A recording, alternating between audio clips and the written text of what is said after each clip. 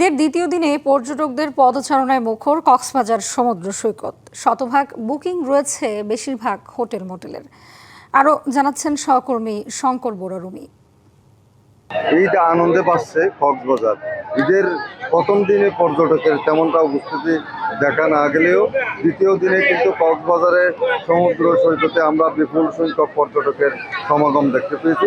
আর সকাল থেকে কিন্তু কক্সবাজার সৈকতের লাবণী পয়েন্ট থেকে কলাতলি পয়েন্ট পর্যন্ত 3 কিলোমিটার এলাকা জুড়ে শুধু মানুষ আর মানুষ। লাখের কাছাকাছি পর্যটক এই মুহূর্তে কক্সবাজারে অবস্থান করছেন এমনটি আমাদের জানিয়েছেন। আর টুরিস্ট পুলিশ সহ যারা পর্যটকদের নিরাপত্তার দায়িত্ব পালন করছেন তারা জানিয়েছেন সার্বিক ব্যবস্থা নিয়েছেন। এই মুহূর্তে একজন পর্যটকের সঙ্গে কথা বলবো যারা ঈদের ছুটি কাটাতে কক্সবাজার সৈকতে ঘুরতে এসেছেন।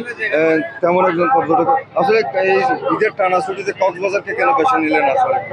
আসলে এই মুহূর্তে আমি আরেকজন পর্যটকের সঙ্গে কথা বলবো।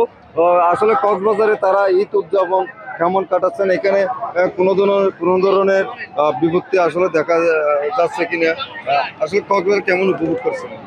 খুব ভালো করতেছি। আমি তার আগে মালয়েশিয়ায় গেছিলাম, কিন্তু এখানে অনেক ঢেউটা এরকম, এখানে মানুষ বেশি, পরিবেশটা একটু বিশৃঙ্খলা আছে, কিন্তু প্রবলেম আমরা দেখেছি কক্সবাজারের নগদ নিয়ে এলো হার না মানা হার অফার।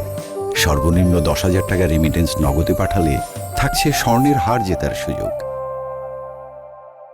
সমুদ্র সৈকত ছাড়া ইনানি পাথরের সৈকত, পাটুয়া থেকে পাথরের সৈকত, হিমছড়ি ঝর্ণা, রামুর বৌদ্ধ মন্দির, মহেশখালীর আদিনাথ মন্দির, শহরের বাল্মীর মার্কেট সহ সবগুলো পর্যটন কেন্দ্র কিন্তু এই মুহূর্তে পর্যটকের পদচারণায় মুখরিত হয়ে উঠেছে।